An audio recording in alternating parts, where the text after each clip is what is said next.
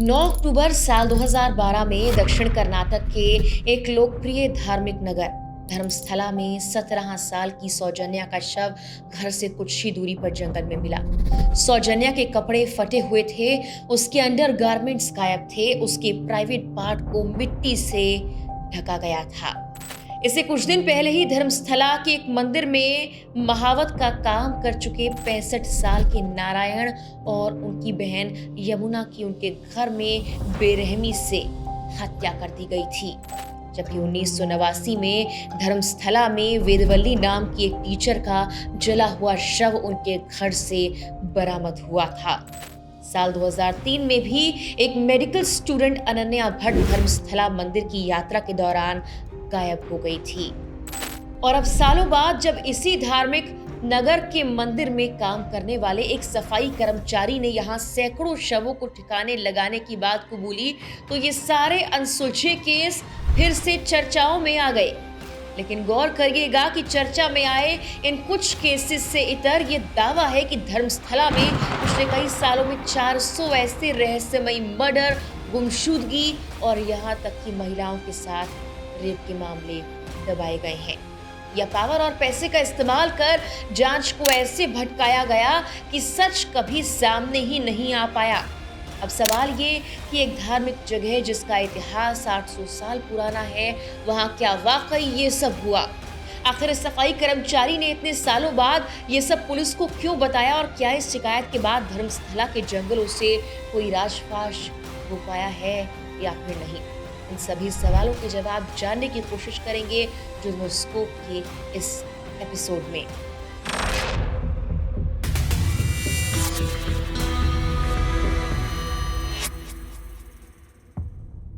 साल 2012 में धर्मस्थला में कॉलेज से वापस आते वक्त सौजन्या गायब हो गई। जिस शाम वो गायब हुई वहां बहुत बारिश थी। सौजन्या के परिवार वाले गांव के लोगों के साथ बारिश में ही उसे ढूंढने के लिए निकल पड़े, लेकिन आसपास कोई सुराग नहीं मिला। हालांकि अगले ही दिन घर से कुछ ही दूरी पर उसका शव मिला।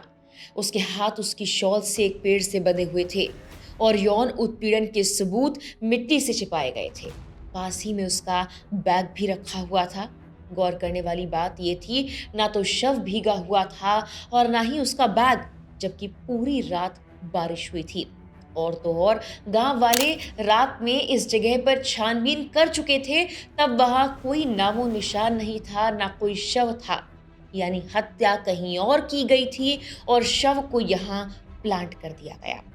लेकिन इस मामले में अब जो होने वाला था वो सिस्टम के फेलियर का सबसे बड़ा उदाहरण बना। 11 अक्टूबर 2012 को 5 लोग एक व्यक्ति को बुरी तरह से पीटते हुए थाने ले गए और कहते हैं कि यही है सौजन्या के साथ गलत काम करने वाला और उसकी हत्या करने वाला दोषी। इस व्यक्ति का नाम था संतोष राव। अब कहने को इन 5 लोगों ने जो बताया उसके आधार पर यह केस तो एकदम सॉल्व हो गया था, अपराधी भी पकड़ा गया था। लेकिन असल में ये मामला इसी दिन से इतना उलझ गया कि 13 साल होने को है, सौजन्या को इंसाफ नहीं मिल पाया है। दरअसल जिस संतोष राव को इस मामले में दोषी बताया जा रहा था वो दिमागी रूप से बीमार था। वो 9 अक्टूबर को ही धर्मस्थला आया था, ऐसा पुलिस के द्वारा बताया गया। संतोष राव की गिरफ्तारी की खबर जब उसके टीचर पिता को लगी तो उनके पैरों तले जमीन खिसक गई। उसके भाई ने भी कहा कि वो ऐसा नहीं कर सकता। इधर सबको लग रहा था कि संतोष ही असली कातिल है, लेकिन इस मामले में पुलिस या किसी भी एजेंसी की तरफ से कोई क्रॉस एग्जामिनेशन नहीं की गई। रिपोर्ट्स कहती हैं कि सौजन्या के पोस्टमार्टम में भी लापरवाही बरती गई, प्रोटोकॉल को फॉलो नहीं किया गया, कम लाइटिंग में पोस्टमार्टम किया गया, जबकि पूरी और अच्छी लाइटिंग में पोस्टमार्टम कराया जाता है। उसकी बॉडी से मिले सैंपल को फॉरेंसिक भेजने में 7 से 8 दिन लगा दिए गए और उसके बाद रिपोर्ट्स सही नहीं आई। उधर संतोष की बॉडी पर भी कई निशान मिले थे, जैसे उसे मारा गया हो। पुलिस ने कहा कि ये निशान सौजन्या के नाखून के हैं, लेकिन गौर करिएगा सौजन्या के नाखून में संतोष का डीएनए या ऐसा कुछ नहीं मिला जो पुलिस के इस तर्क को सपोर्ट कर पाए। यहाँ चौंका देने वाली बात ये थी कि संतोष राव की मेडिकल रिपोर्ट में ये पुष्टि हुई कि उसे एक ऐसी बीमारी है जिसकी वजह से वो शारीरिक संबंध बना ही नहीं सकता था। अगर वो ऐसा करता तो उसे असहनीय दर्द होता। लेकिन जिस बर्बरता का जिक्र सौजन्या की पोस्टमार्टम रिपोर्ट में हुआ, उससे ये तो साफ था कि ये संतोष राव को फंसा कर किसी और को बचाने की साजिश लग रही थी। यहाँ तक तो कवर अप सबूतों को मिटाने के लिए किया जा रहा था। लेकिन आगे जो हुआ उससे ये बात साफ हो गई कि सब कुछ सोची समझी साजिश थी। अब जब संतोष राव वाली थ्योरी पर सवाल उठने लगे तो पुलिस ने कहा कि 13 अक्टूबर को संतोष राव ने खुद कबूल लिया है कि उसने ही सौजन्या के साथ ये सब किया और वो खुद पुलिस को क्राइम स्पॉट पर ले गया जहां से सौजन्या के अंडरगारमेंट्स बरामद हुए। लेकिन पुलिस का ये झोल तब सामने आ गया जब सौजन्या की मां ने ये बताया कि पुलिस उनके घर पर आई थी और सौजन्या के कुछ कपड़े लेकर गई थी। बरामद हुआ अंडरगारमेंट भी। दूसरी ओर संतोष राव के भाई ने भी ये बताया कि उसे धमका कर कहा गया था अगर संतोष ने सब कुछ नहीं कबूला तो उसके भाई और पिता को फंसा दिया जाएगा। बकायदा उन्होंने एक इंटरव्यू दिया था जिसमें ये बताया गया कि कैसे पुलिस ने संतोष पर दबाव बनाया और आखिरकार उसने दबाव में स्टेटमेंट दिया भी। हालांकि इसके बाद लोगों में इस केस को लेकर गुस्सा बढ़ता जा रहा था तो ये केस आखिरकार सीआईडी को सौंप दिया गया। लेकिन सीआईडी ने उन 5 लोगों को समन किया जो संतोष राव को पुलिस स्टेशन लेकर आए थे। जी हां, अब शक की सुई पूरी तरह से इन 5 लोगों पर घूम गई। इन 5 लोगों में से एक बहुत ही ताकतवर परिवार से ताल्लुक रखता था और माना जाता है कि उसके परिवार का धर्मस्थला में काफी रुतबा था।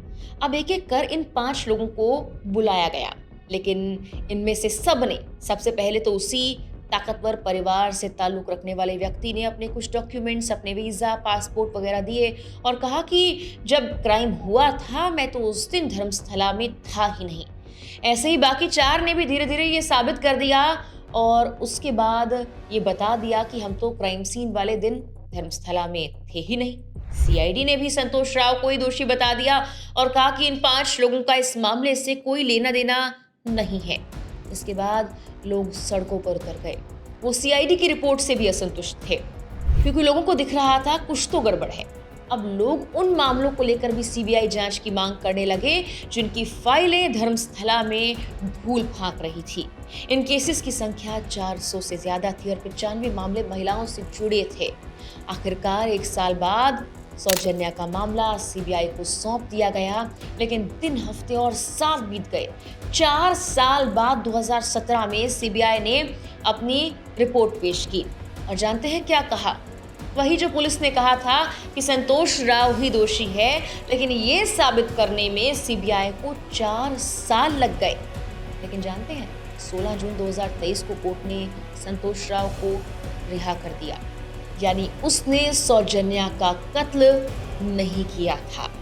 पुलिस, सीबीआई, सीआईडी जो सब साबित कर चुकी थी वो कोर्ट ने नकार दिया। तो सवाल ये था कि आखिर ये सब किया किसने था, किसे बचाया जा रहा था और किसे बचाने के लिए संतोष राव को दोषी बनाकर इतने साल तक जेल में रखा गया था।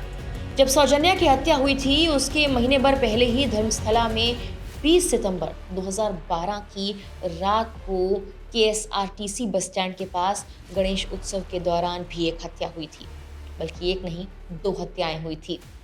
नारायण जो कि धर्मस्थला मंदिर के पूर्व महावत थे और उनकी बहन यमुना, उनके घर के अंदर बेरहमी से इन दोनों की हत्या की गई थी। दोनों के सिर पर चक्की और भारी पत्थर जैसे औजारों से जानलेवा हमले किए गए थे। रिपोर्ट्स के मुताबिक धर्मस्थला के कुछ ताकतवर लोगों और नारायण के बीच एक जमीन को लेकर विवाद था। नारायण से उसकी जमीन मांगी जा रही थी, लेकिन वो अपनी जमीन खाली करने को तैयार नहीं था। लगातार मिल रही धमकियों के बीच नारायण की पत्नी और बच्चे वहां से चले गए, लेकिन वो वहां से नहीं गया और आखिरकार उसकी हत्या की खबर आई। अब गौर करने वाली बात यह है कि इस मामले में भी पुलिस संतोष राव को फ्रेम करने ही वाली थी। रिपोर्ट्स के मुताबिक वही पुलिस जो कह रही थी कि सौजन्या की हत्या वाले दिन ही संतोष धर्मस्थला आया था, उस पुलिस का स्टेटमेंट इस मामले में कुछ अलग ही था।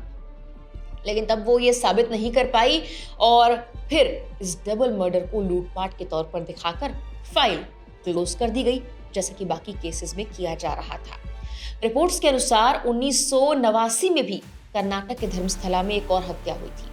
दरअसल वेदवल्ली नाम की एक टीचर की रहस्यमय तरीके से हत्या हुई थी। बताया जाता है कि वो काफी पढ़ी लिखी थी, धर्मस्थला के ही स्कूल में वो पढ़ाती थी, लेकिन उनकी काबिलियत को नजरअंदाज कर उन्हें स्कूल का प्रिंसिपल सिर्फ इसीलिए नहीं बनाया गया क्योंकि वो जिस जाति से आती थी वो वहाँ के लोगों के लिए उस पोजीशन पर फिट नहीं बैठती थी। लेकिन उन्होंने इसका विरोध किया और अपने हक के लिए आवाज उठाई और एक दिन उनकी जली हुई लाश उनके बाथरूम में मिली। इस मामले में शिकायत लिखवाने वाले उनके पति, जो पेशे सरकारी डॉक्टर थे, पुलिस ने उन्हें ही आरोपी बता दिया था, लेकिन पुलिस ये साबित नहीं कर पाई और ये केस भी अनसुलझा रहा। साल 2003 में अनन्या, जो मणिपाल मेडिकल कॉलेज में एमबीबीएस फर्स्ट ईयर की स्टूडेंट थी, अपने दोस्तों के साथ धर्मस्थला मंदिर घूमने गई थी और वहां वो गायब हो गई।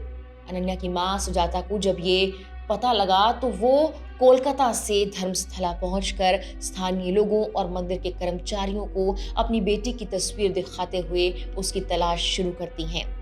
कई स्थानीय लोगों ने कथित तौर पर उन्हें ये बताया कि उन्होंने मंदिर के कर्मचारियों को अनन्या जैसी दिखने वाली एक युवती को ले जाते हुए देखा था। हालांकि जब सुजाता ने बेलथगंडी पुलिस स्टेशन में औपचारिक तौर पर शिकायत दर्ज कराने की कोशिश की तो उन्हें बदसलूकी का सामना करना पड़ा। उनके मुताबिक अधिकारियों ने शिकायत दर्ज करने से इनकार कर दिया। अनन्या की मां कहती हैं, मेरी बेटी पर घर से भाग जाने तक का आरोप लगाया गया और उन्होंने आगे बताया कि उनके साथ गाली गलौज की गई और उन्हें थाने से बाहर निकाल दिया गया। लेकिन बात यहाँ नहीं रुकती। इसके बाद सुजाता ने धर्मस्थला के धर्माधिकारी से संपर्क किया, लेकिन कोई मदद नहीं मिली। उसी रात जब वो मंदिर के बाहर निराश होकर बैठी थी तो सफेद कपड़े पहने कुछ लोग उनके पास आए और दावा किया कि उनके पास जानकारी है। इसके बजाय उन्होंने कथित तौर पर उसका अपहरण कर लिया और सुजाता को बांध दिया। उसका मुंह बंद कर दिया गया और रात भर मंदिर के पास एक अंधेरे कमरे में सुजाता को रखा। वो अपनी बेटी को ढूंढने के लिए यहाँ पर आई थी, लेकिन उनसे कहा गया कि चुप रहो वरना बहुत कुछ किया जाएगा। उन पर हमला किया गया और उनके मुताबिक उन्होंने कहा कि मेरे सिर पर वार किया गया, जिसके बाद मैं कोमा में चली गई। 3 महीने में कोमा में रही और उसके बाद खुद को बंगलुरु के एक अस्पताल में पाया और अब कुछ भी याद नहीं कि आखिर वहां वो कैसे पहुंची। उनका पहचान पत्र, बैंक के डॉक्यूमेंट्स और निजी सामान सहित उनका सारा सामान भी गायब हो चुका था। उस हमले में उनके सिर पर चोट लगी थी, जिसमें 8 टांके लगाने पड़े थे। माना जा रहा था कि इन सभी केसेस के तार और आरोपी जुड़े हुए थे। वेदवल्ली, सुजाता, अनन्या और सौजन्या, इन सभी मामलों में कहीं ना कहीं पुलिस किसी को बचाने की कोशिश कर रही थी। अब साल 2025 में जब इनमें से कोई भी केस नहीं सुलझ पाया है, तब एक सफाई कर्मचारी सामने आया है। 1995 से 2014 तक धर्मस्थला मंदिर प्रशासन के लिए काम करने वाला कर्मचारी। उसने अपनी शिकायत में ये कहा कि उससे 1998 से 2014 के बीच सैकड़ों शवों को दफनाने या जलाने के लिए मजबूर किया गया। इनमें ज्यादा महिलाएं और नाबालिग लड़कियां थीं जिनके शरीर पर यौन उत्पीड़न और हिंसा के निशान थे। उसने दावा किया कि कई शव बिना कपड़ों के थे और कुछ पर गला घोटने या तेज धारदार हथियार से चोट के निशान थे। सफाई कर्मचारी ने अपनी शिकायत में कुछ डरावनी घटनाओं का जिक्र भी किया है। उसने ये कहा कि 2010 में उसे एक 12 से 15 साल की स्कूल गर्ल का शव दफनाने के लिए आदेश दिया गया था। वो लड़की स्कूल यूनिफॉर्म में थी, लेकिन उसकी स्कर्ट और अंडरगारमेंट्स गायब थे। उसके शरीर पर यौन उत्पीड़न और गला घोटने के निशान थे। उसने अपनी शिकायत में ये भी बताया कि उसे बार बार धमकियां दी जा रही थी। उसके सुपरवाइजर कहते, अगर तुमने इनकार किया तो तुम्हें भी टुकड़े टुकड़े कर देंगे और तुम्हारा शव भी इन्हीं की तरह दफना दिया जाएगा। डर के मारे वो चुपचाप आदेश मानता रहा, लेकिन 2014 में जब उसकी अपने परिवार की एक नाबालिग लड़की के साथ यौन उत्पीड़न हुआ तो वो रातों रात धर्मस्थला छोड़कर पड़ोसी राज्यों में छिप गया। सालों तक छिपने के बाद 2025 में उसने हिम्मत जुटाई और वापस लौटा। उसने पुलिस को अपनी शिकायत दी, जिसमें उसने न सिर्फ अपनी गवाही दी बल्कि कुछ शवों की हड्डियों की तस्वीरें सौंपी जिन्हें चुपके से उसने खोदा था। सफाई कर्मचारी ने दावा किया कि कुछ अपराधी मंदिर प्रशासन से जुड़े हैं और उनके काफी पहुंच है और इसी शिकायत के आधार पर 29 जुलाई से धर्मस्थला में खुदाई हो रही है। अब तक जांच में 16 स्थानों पर खुदाई हो चुकी है। पॉइंट नंबर 6 और पॉइंट नंबर 10 पर कंकाल के अवशेष पाए गए हैं, जबकि पॉइंट नंबर 13 जहां पर मास बरियल की बात कही जा रही थी, तकनीकी समस्याओं के चलते वहां पर खुदाई रोक दी गई थी। वही जगह है ये जहां पर सफाई कर्मचारी ने कहा कि उसने एक नहीं बल्कि मास बरियल यानी बहुत सारी लाशें कई बार दफनाई हैं। इस बीच पुलिस ने बताया कि दोनों मुखबिरों ने धर्मस्थला में हत्या और यौन उत्पीड़न के कथित पीड़ितों के सामूहिक दफनाए जाने के दावों की जांच कर रहे एसआईटी के अधिकारियों से मुलाकात की। उन्होंने आरोप लगाया कि उन्होंने एक नए स्थान पर शव को दफनाए जाने को देखा था। अब आप कहेंगे कि धर्मस्थला में हो रहे हत्याओं और रेप और गुमशुदगी के मामलों के पीछे आखिर कौन है? कौन है वहां सबसे ताकतवर? तो आपको ये बता दें कि पिछले कई सालों में जिसने भी इस धर्मस्थला से जुड़े लोगों के नाम लिए या छापे, उन सभी को चुप करा दिया गया। सोशल मीडिया से वीडियोस डिलीट हुई हैं, अखबारों की हेडलाइंस पर लीगल नोटिस भेज दिए गए हैं और कुछ को तो कोर्ट के चक्कर भी लगाने पड़े हैं। एक रिपोर्ट के मुताबिक ही शहर की एक सिविल अदालत ने एक आदेश में यूट्यूब वीडियो और इंस्टाग्राम पोस्ट सहित 8,842 ऑनलाइन लिंक्स को हटाने का आदेश जारी किया था, जिसमें कथित तौर पर एक सफाई कर्मचारी द्वारा धर्मस्थला में शवों को दफनाने के बारे में गंभीर आरोप थे। कोर्ट ने मीडिया संस्थानों को धर्मस्थला के प्रशासन और मंदिर की देखरेख करने वालों के बारे में खासकर पोस्ट करने से रोक लगा दी थी। अब इस मंदिर के बारे में भी आपको थोड़ा सा बता देते हैं। धर्मस्थला कर्नाटक के दक्षिण कन्नड़ जिले में स्थित है और एक प्रमुख तीर्थ स्थल है। ये मंगलुरु से करीब 75 किलोमीटर की दूरी पर है और हर साल हजारों श्रद्धालु यहाँ पर आते हैं। ये मंदिर अपनी अनूठी परंपरा के लिए जाना जाता है और यहाँ हिंदू पुजारी पूजा करते हैं, लेकिन मंदिर का प्रशासन जैन समुदाय के पास है। वर्तमान में धर्मस्थला मंदिर का प्रशासन जैन हेगड़े परिवार के पास है। धर्मस्थला का अपना स्कूल और अपना कॉलेज भी है। इसके अलावा मंदिर में मुफ्त खाना भी खिलाते हैं। ये देश के न सिर्फ प्राचीन मंदिरों में से एक है, बल्कि देश के सबसे अमीर मंदिरों में से भी एक माना जाता है। लेकिन अब धर्मस्थला को लेकर जो खबरें सामने आ रही हैं वो डरा देने वाली हैं। फिलहाल के लिए जुर्मस्कोप के एपिसोड में इतना ही।